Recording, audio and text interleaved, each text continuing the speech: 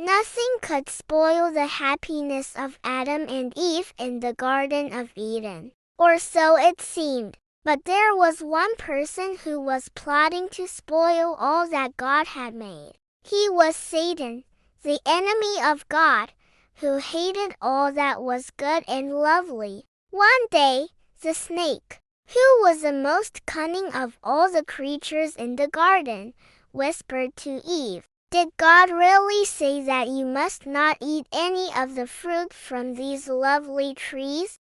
"Of course not," Eve replied. "We can eat all the fruit we want except for just that one tree over there.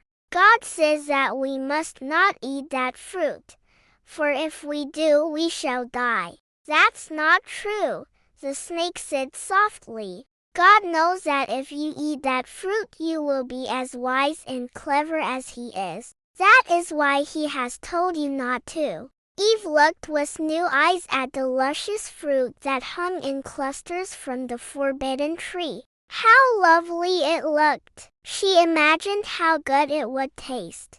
Then she thought how wonderful it would be to become as wise as the snake had promised. Then, her mind made up. She quickly picked one of the tempting fruits, bit into it and handed it to Adam to try too. But instead of feeling clever and wise, they both felt miserable and ashamed. They had disobeyed the wise and loving God who was their creator and their friend. When evening came, they did not hurry out to meet God. They were ashamed because they had disobeyed Him. They picked some large leaves to try to cover their bodies, and then hid silently in the bushes. Every other evening they had eagerly waited for God's loving call. Now they listened in fear for the well-known sound of God's voice. At last they heard Him. "Where are you, Adam?" God called. With downcast eyes, they crept out to meet the God they no longer wanted to see.